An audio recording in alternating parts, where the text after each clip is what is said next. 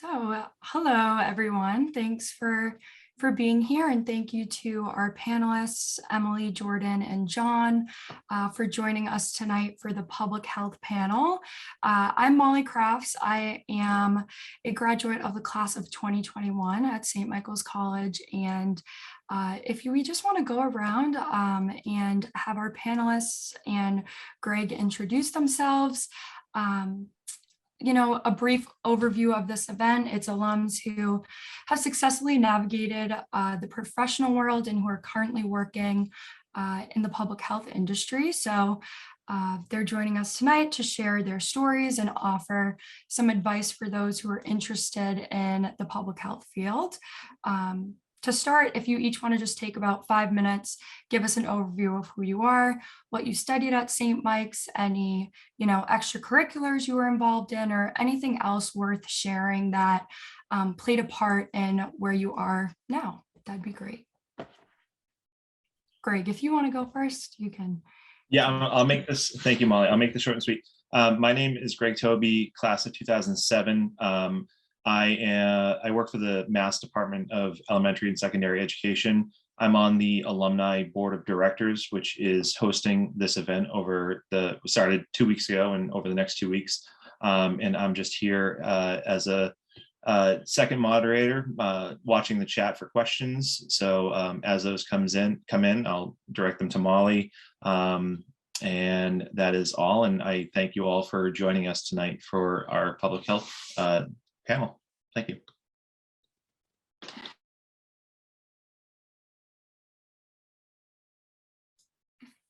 Anyone wants to go first, or I can, just call on you, but.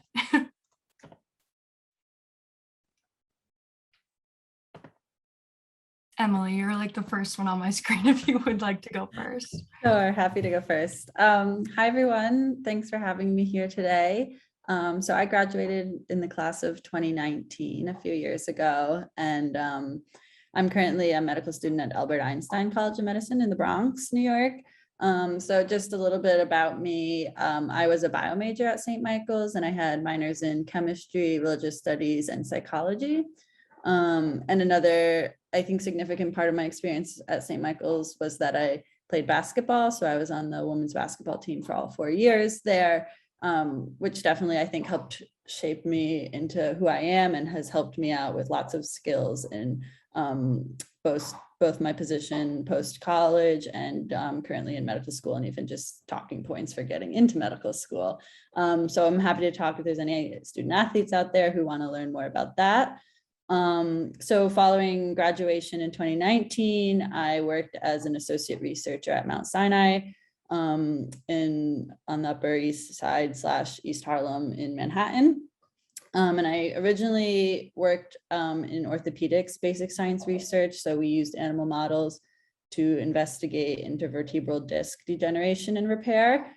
And I did that for a few months before the pandemic hit. So when the pandemic hit, we went remote because we were considered non-essential research, but I volunteered to be redeployed to do COVID research at Mount Sinai, so I can talk a little bit about that too. So then for the following year and a half, I basically was doing COVID research and then also resumed my orthopedics research. So I'm happy to talk to anyone who wants to know anything about research and how to find a research position after graduation. And then while I was working, I was applying to medical school and started this summer/fall at Albert Einstein. So also, again, I think I could be really helpful answering questions about the application process or anything of that sort, or what it's like currently to be a first year. I've been in it for a few months, so I have some experience. Yeah, I think that kind of covers my timeline, but thank you. Great, thank you. Yeah, and we can definitely go a little bit more deeper into the, how you ended up where you are and just the grad school process as well, because I know that's super on people's minds and current students' minds of getting into the public health field. So John, you're next on my screen if you don't mind sharing about you. Okay, yeah, so I am also a physician, a little bit further out than Emily. I went to St. Mike's, graduated in 2007. I grew up in Southern Maine. My uncle ended up at St. Mike's a long time ago. And then I actually was roommates with Greg for most of my time at St. Mike's. And actually my brother started 2 years later and he ended up graduating in, I think, business. So I graduated St. Mike's with a bachelor's in biochemistry. And I wasn't really sure what I wanted to do after that. So I ended up going to work at a molecular genetics lab in Bar Harbor called Jackson Lab, where we worked in the mouse model kind of arena.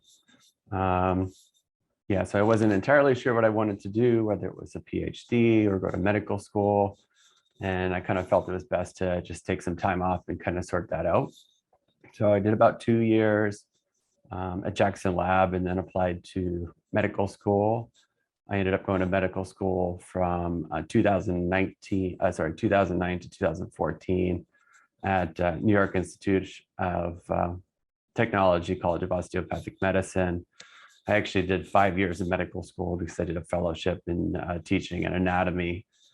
After that, I ended up going to residency in emergency medicine, which is usually these are a 3 or 4 year residency. Mine was 4 years.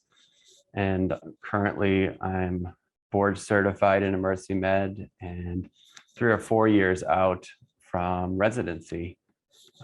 Currently I work at 2 hospitals. I'm full-time. Well, I'm living actually out in Erie, PA currently. I work full-time at a hospital about 45 minutes south. I also work a few shifts a month at the facility that I trained at, kind of as a clinical, teaching some of the residents. That's pretty much it. If you guys have questions in the future, you're more than welcome to email me, but that's it for me. Thank you, John. And then Jordan. Hi, I'm Jordan. I was a graduate of the class of 2020. And I'm currently an ophthalmic technician at Mass Eye and Ear Hospital in the retina department. So I work with eyes. It's pretty interesting. It's an odd job, but not that weird because I used to work in Ruth's lab with spiders. So, and before that, I just did research with worms. So I spent most of my college career doing lab research. I was a neuroscience major and I minored in philosophy because I'm really interested in policy. And I did in a broad program in Denmark, the neuroscience of consciousness, which I thought was pretty fun. So I mainly spent my time in the lab, yeah. And then other than that, I did a cappella. I was part of the Bellas, and I did, intramurals. I hiked. Yeah, so how I landed my job in Boston, a coworker of mine that worked in Ruth's lab, Taylor Harris, I don't know if you're familiar with her. She was class of 2019. Has a job there working in the same department, and our boss was looking for a job, and I was currently applying to jobs. I was kind of starting the job process over the summer before senior year, and I was starting to do interviews and stuff around January, February. So I was communicating with them about a position and ended up being really lucky and solidifying the job that I wanted to do like 5 days before the world was shut down. And then I went home, finished up my degree, graduated over YouTube, and started working at Mass Eye and Ear about 3 weeks out after that. And I've been working there for a little over 1.5 years now. It was a lot of on-the-job training with like patient care, and then I did just like studying on my own for a certification, just like took an exam. It took probably like 8 months to get, so I haven't been certified for a full year yet, but I move around a lot. I don't know how much of my job is of interest, but eyes are pretty cool. I work for some pretty big name doctors, very intimidating folks. Yeah. So we do like ocular melanoma. We see a lot of diabetic patients, diabetic retinopathy, macular degeneration. I assist with like in-office procedures and a lot of ocular injections. And I work with post-operative eyes in an outpatient clinic, like post-operative outpatient clinic. Yeah, it's pretty cool. And yeah, that's about it, I think.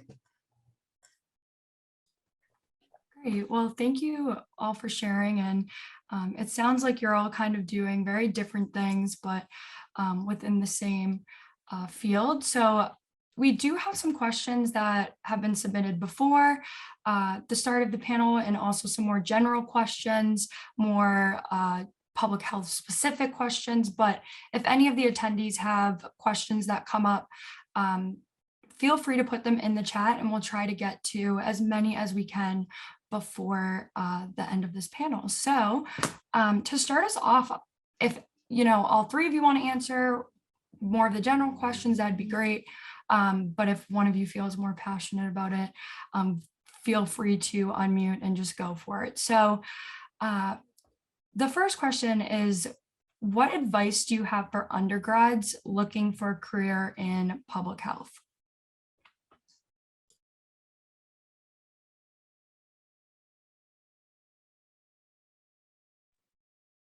I can talk a little bit first. So in terms of like looking for a career, I think like one of the hardest things is just like finding a job, and like that first job after college can be like intimidating, and it doesn't necessarily like have to be what you want to do, but it kind of gets you exposure in the field. And Jordan was like talking a little bit about her experience, just like landing the position that she wanted through networking. And I thought maybe this was like a good chance to talk about like my experience getting into research. So I had spent like a decent amount of time like going through like applications that I was like finding on websites, like the HR pathway to find jobs. And I wasn't getting like that much activity, I guess. And then I got advice from like a family friend who happened to be in the field. And his advice was to just like send out emails to any lab or like any position, like find the name of a PI and email them directly, express your interest, send them your resume.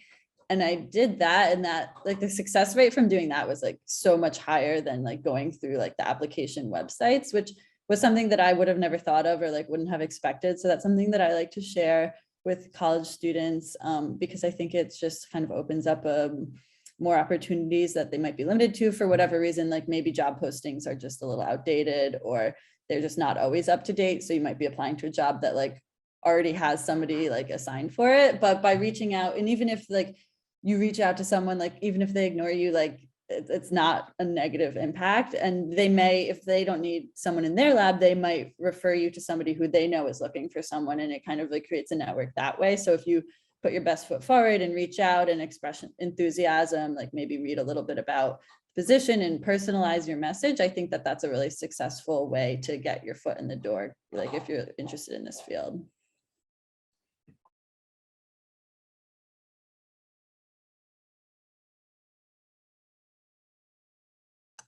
Yeah, I guess. Oh, sorry. Oh, go ahead. Doesn't matter. Oh yeah, I was just gonna respond for the getting into public health. So I mentioned that I was a philosophy minor, and I did the neuroscience of consciousness program abroad. So my main drive with my major and like what I want to do with my life is kind of more related to policy and ethics. And I was trying to figure out how I want to do that within the medical field.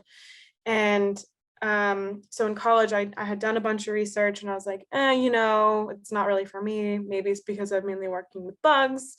So I thought I would try my hand at clinical care. And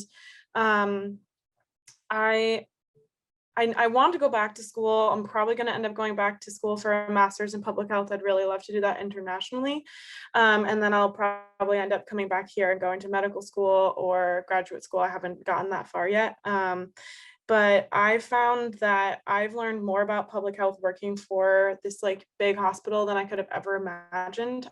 I like talk to patients all day long about their opinions on health insurance and like, we just like chat, and it's really interesting to hear people's perspective, because patients get really frustrated with the healthcare system, and witnessing that, and just like how people in my coworkers interact with certain populations of patients, and how a large hospital like this with 80,000 employees under the whole system has been managing a pandemic, and how frustrating the healthcare system is, and just in general. I'm really passionate about healthcare and about making sure it's accessible for everybody, and like just like working for such a big hospital, and then seeing how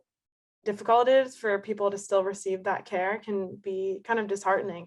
So that's sort of been actually giving me even more of a push into public health. And I don't know if that really answers the question, but I honestly think like working with patients and just like talking to people and just like understanding how the healthcare system works as a whole, and especially working like with patients that are international, is really helpful. I'm on the phone with an interpreter probably 5 times a day, and that's just like the best way to get to know people, I guess. Totally. It sounds like, the connections are a really big thing. And for all the attendees, tonight who are either students or hoping to get into the field, Emily, Jordan, and John are really great places to start with making the connections. And we do have SMC Connects, which is a great place to start connecting with alum from St. Mike's. Emily, we do have a question regarding to who you reached out to, just, from who was it that you reached out to specifically? Yeah, so I probably spoke quickly. So I said, like I would reach out to the PIs of lab, and PI is like either principal or I think principal investigator. So basically like the person who runs a lab. Sometimes I'd reach out to like the manager, like the assistant of the lab. So basically I would just like go on websites of like different, like either like medical schools or hospitals, and find research like pages about their research. And then sometimes emails were available and then sometimes they weren't. So it just takes a little bit of digging around in like what you're interested in, but you can find emails of people who are either like the head of a lab or a manager for a lab, and you can send an email to them. Let me know if that hopefully answers your question. Great, thank you. John, I don't know if you want to answer, the advice part, or if you want to go ahead and move on to a different question, because since you are a little bit further out, I think it would be, interesting to hear your journey and hear a little bit more about your experience working a little bit more. So what do you like most about your job? And is there anything that you don't like, or that you like the most? So just overall, what you have found that you are drawn towards. Yeah, well, just first to get back to that question, Jordan actually did, I'm sorry, it was the psychiatry. What was the major you did? I was a neuroscience major. I mean the other one, your philosophy? minor. Yeah. So anybody that's interested in going to med school, I don't want you to have to like think that you have to do the sciences if you're not interested in that. I have a lot of friends that didn't, and many times they make almost better applicants because they are very well-rounded. I think that St. Mike's puts us all in a very good position that we've, not entirely gone down that road of like only science being, a liberal arts college, but many people come from like very non-traditional paths. My girlfriend ended up going for business and then worked like 2 or 3 years, and then went back and did her prereqs, and was doing very well. And one of the ER critical care podcasts that I listened to, the guy's like one of the most respected people in emergency medicine and critical care, and he studied literature in college. So I don't want you to think that you have to peg yourself into a single major or a type of major, but in retrospect, I kind of wish I had done like some sort of minor like that. But at the time I felt like, oh, I got to do science, and really there's not a lot of, communication about it's okay not to just do sciences. With regards to my job, I have a very cool job. It's a lot of fun. We work really hard every day, but I get to interact with a lot of different people, and I'm really fortunate that I'm not boxed into a 30-minute appointment sort of thing. I can spend a minute and a half with a patient, or I can spend an hour, or even sometimes 2 hours with the patient, really just focusing on that patient. So I get to do a lot of procedures. I interact with tons of people all across, the socioeconomic spectrum. And I also get to still go back and teach and kind of interact with people in that way. And I see a question here. What made you pick Mercymed as your residency? I think in my mind, I always viewed a doctor as, kind of doing everything, whether that's like a family med doctor who specializes in, being a generalist, or an ER doctor, or, I really think critical care surgery is very cool. I mean, they do procedures, they're critical care doctors.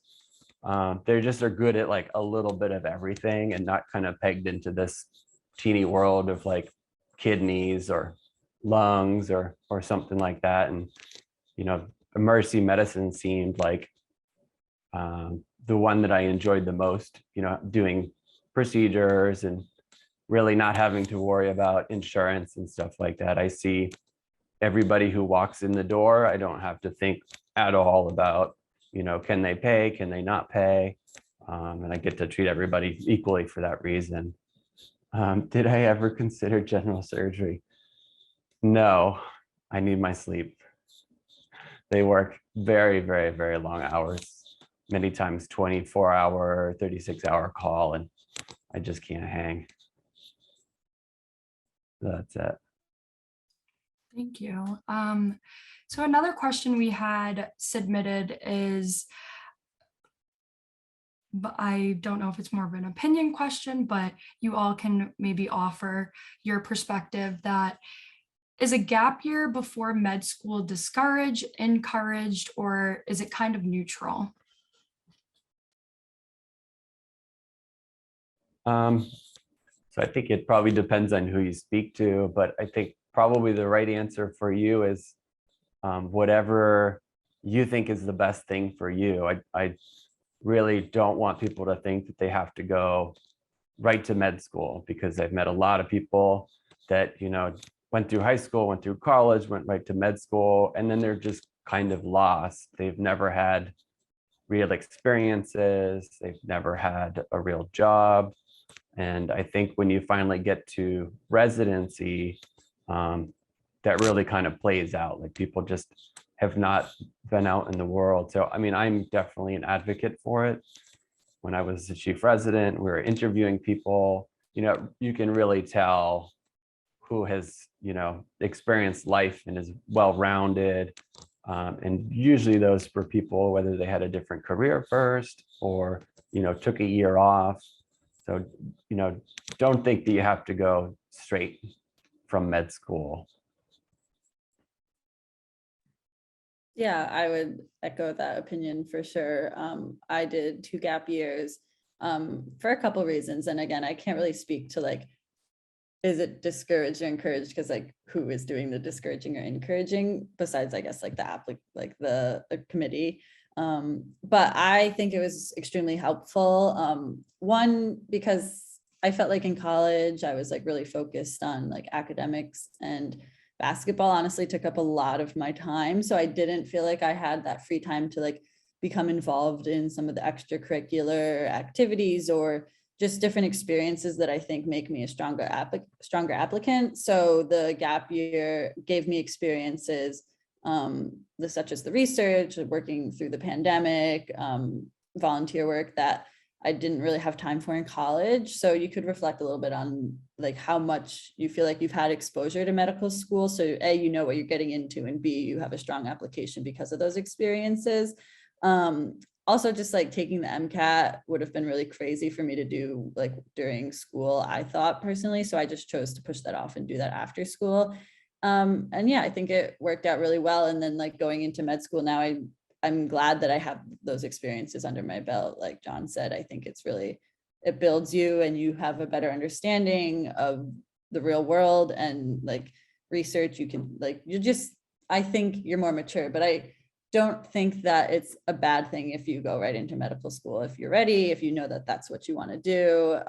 I know plenty of people who have done both, and I think it depends on your story, like your application, where you are, but I wouldn't say that it should be a one way or the other. I think it really depends, like John said, but either way I think could be really great.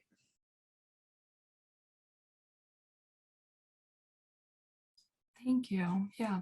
So the next question, it's more of a general question. So what skills did you learn at St. Mike's that have helped you in your career now? And I think, Jordan, this could be interesting as well to maybe touch upon, how you had to do a year of online learning and how that might have affected your journey, but just the skills in general that St. Mike's had offered you three, and how that has helped you in your career. I honestly feel like as far as St. Mike's, like the actual academics goes, I feel like that was what enabled me to get the certification. I know that there are a lot of people that struggle with the certification test, and it's usually people that haven't had the biology background. So it's actually been really helpful in that sense. And interestingly enough, you learn about eyes in all your psych classes for some reason. So I had a pretty decent idea of the anatomy of the eye. And I don't know, I think in general, I use a lot of that knowledge. And then I don't know, I was only online for a few months, and I've been in person every single day throughout the entire pandemic, basically. So I feel like I have no idea what that would look like if I was remote. Yeah, I don't think that would. Yeah, so St. Mike's was helpful with it just in general. I don't know. It's been great to have this, like the support too, still as well.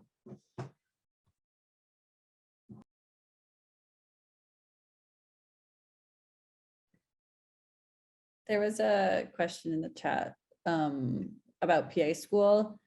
It disappeared, so I actually don't remember all of the parts to it. But yeah, I didn't really consider PA school too much, so I can't speak to it too much. Maybe John can more, but I just wanted to address that. I think that there's more requirements for clinical experiences before you start, which makes it, you have to really like know that you want to do it and plan on that, so you have enough clinical hours. But yeah, I don't have a lot of experience with that because I didn't really consider it that much. And then to answer Molly's question about how St. Mike's has prepared me, there's definitely like a ton of ways that I could take this question. When Jordan mentioned working in Ruth's lab, that like instantly reminded me I should mention I worked in Dagan Loisel's lab for a summer. So that was like a really great introduction to research that I did for the summer, which was like sponsored through St. Michael's. So I would encourage anyone to look into that if like, hopefully they're still doing that. But that was really great. Intro to research. I think it built my resume and my experiences, which then like helped me work towards like finding a research position after college, which I think like set the stage for me to like have a stronger application into medical school. So they kind of like built on each other. So that was definitely one of like the really great things about St. Michael's. I talked about being a student athlete before, and that opened a ton of doors as well, like both like character building, just like the hard work and time management and organization that it took to balance being a student and an athlete. And also, what was the other thing? Oh, the classes themselves were actually just like, because I was a bio major, I took a lot of the pre-health classes, and like now that I'm in medical school, like some of that information is coming back even like 3 or 4 years later, but it's nice to not like start from nothing. Like I took the anatomy class with Weaver, and I took immunology with Loisel, and like we're doing all of those things again in medical school, but like 100 times faster. So like having heard it once through at like a normal speed has really like helped me to just like know what's going on a little bit more than I would have if I had tried to do this without taking classes like that. But then also like the liberal arts classes, I think, are also really valuable. And also like I think that the volunteer opportunities at St. Mike's were really great, and like being an athlete, that there was like a lot of ways you could be involved, and I'm sure even like as a non-athlete as well. But I think those are really important in like shaping who you are and working with people and finding what's important. And they don't have to be pre-health related volunteer opportunities, but St. Mike's is like so strong on like working with the community. And I think that's like a core element of like what you want, like as a physician, you want your physicians to be like people-centered. So if you continue to do these types of activities throughout college, I think A, it'll help your application, but B, it will shape like who you are as a person and continue to like foster that interest. So again, St. Mike's was really great about that. Yeah, so I did not know much about PA school when I was applying to med school. Now I know quite a bit more. Every shift I have one or two advanced practice providers, whether nurse practitioner or PA under me. And PA school is actually very competitive, just like med school. I think, the difference in the end is, what do you think you want to go into? Advanced practice providers have more limited scope of practice. So frequently they will like subspecialize in a certain specialty and work under a doctor, say in orthopedics, or, even in critical care or emergency medicine. But at least, most places in emergency medicine or any of these other subspecialties, you're doing like, not as specialized stuff. So seeing, what we would call, we have a grading system for how critical a patient is, and level 1 being obviously the sickest. And so the APPs usually see 4s and 5s, unless, things are really kind of hitting the fan, then they might see something a little bit more, but you're definitely not doing as much. But the PAs that I work with definitely love their job, and I love working with them. So I think probably think about what you want to do and what kind of scope of practice you want. And I think both are, great professions. So again, thank you to the three of you so much for being here and just sharing your experience. We do plan on ending around like 7:45. If anyone who is attending has any questions, feel free to get those in now. And I think a good place to maybe wrap this up is, why are you passionate about what you do? If you all just want to talk about that.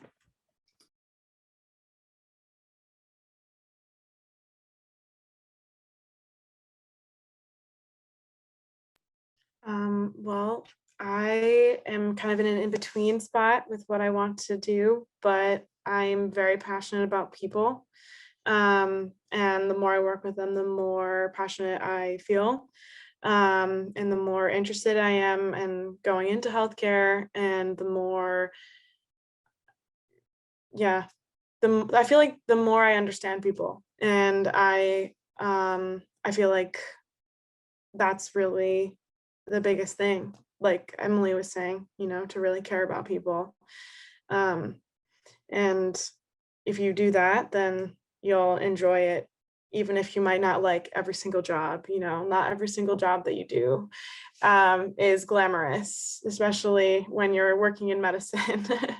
But it's interesting, and it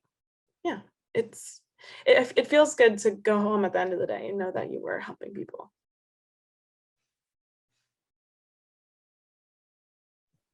Yeah, so like I said, I have a very cool job. It's very difficult, and there are days that are really rough, especially this last year and a half with COVID. But there are definitely days that completely make it worth it.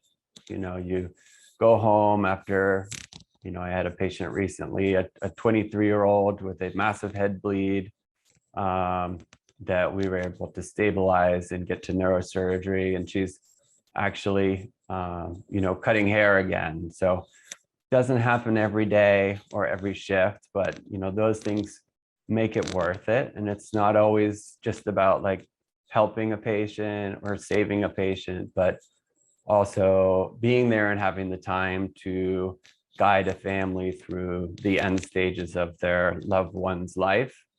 So that's also super rewarding, and also in itself a very difficult job, because you always want to do something for somebody, but that really makes a difference in families and people's lives.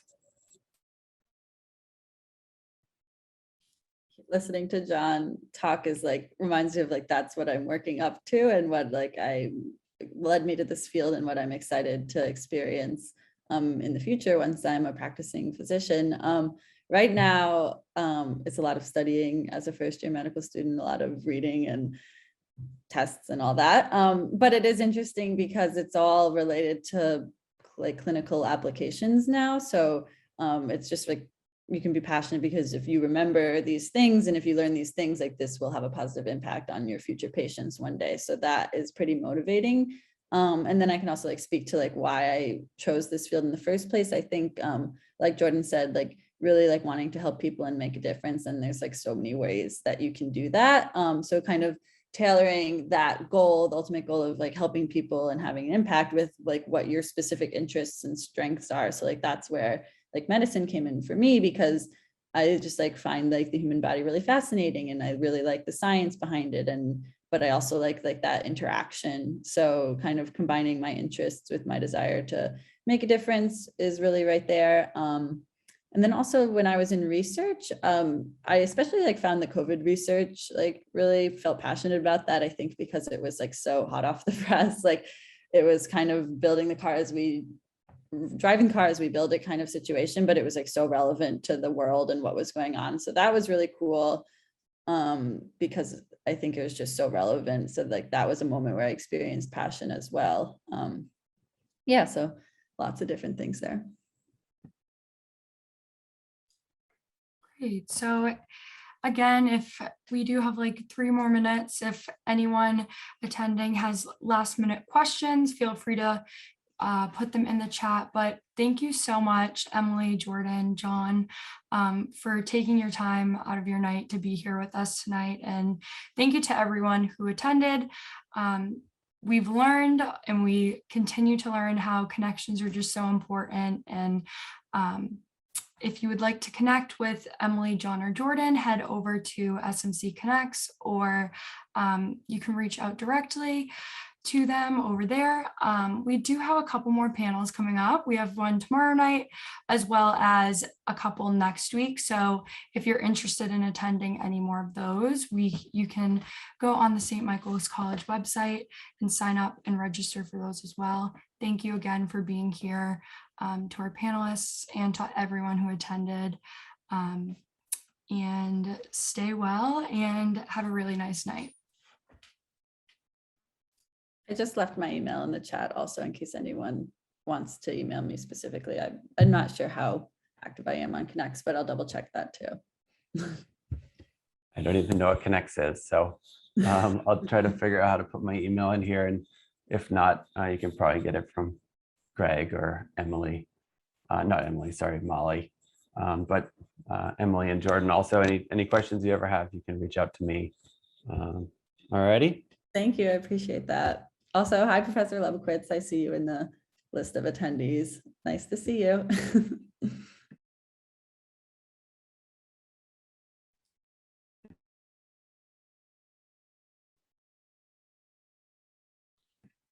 Should we stick around a little bit in case there's any lingering questions? Nothing has come in through the Q&A, but our alumni board president, Susie, she also dropped in the chat a couple links to SMC Connect and the calendar for the Career Symposium. So feel free to check those out. And if you're not on SMC Connect, also, please feel free to click that link and join as a way to keep in touch with our other alumni. Thank you to the three of you, and Molly, thank you for great moderation tonight. And I hope all of our attendees had got some useful knowledge out of this. So thank you.